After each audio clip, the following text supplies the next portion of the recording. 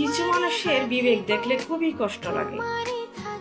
শ্বশুরবাড়ির লোকদের যথেষ্ট সামর্থ্য থাকা সত্ত্বেও ওরা ছেলেদেরকে কি করে ব্যবহার করে, প্রতিনিয়ত ব্যবহার করে, প্রতিনিয়ত টর্চার করে। অথচ সেই ছেলেটাও পাগলের মতো মা বাবা বলতে বলতে, ভাই বোন বলতে বলতে অজ্ঞান। এমনকি স্ত্রীকে ছাট্টা যে খাওয়ায় সেগুলোর পর্যন্ত ফোটা দেয়। অথচ সেই স্ত্রীটা তার সম্মানের কথা ভেবে দিনের পর দিন কাটিয়ে দেয়, শুধুমাত্র তার সম্মানের কথা ভেবে। তার সন্তানদেরকে বঞ্চিত করে, তার স্ত্রীকে বঞ্চিত করে সব সুবিধা থেকে।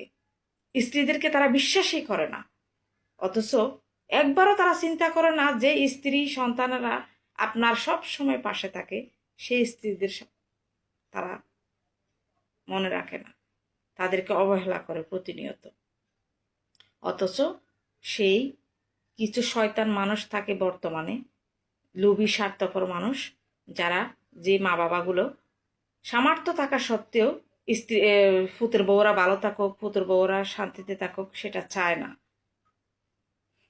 আর সেই মহিলাগুলো সম্মানের ভয়ে, মানিজ্যতের ভয়ে কিছু বলতে পারে না। দিনের পর দিন অত্যাচারিত হয়, লাঞ্ছিত হয়, অপমানিত হয়, তারপরেও তারা সম্মানের ভয়ে আঁকড়ে ধরে বাঁচতে চায়।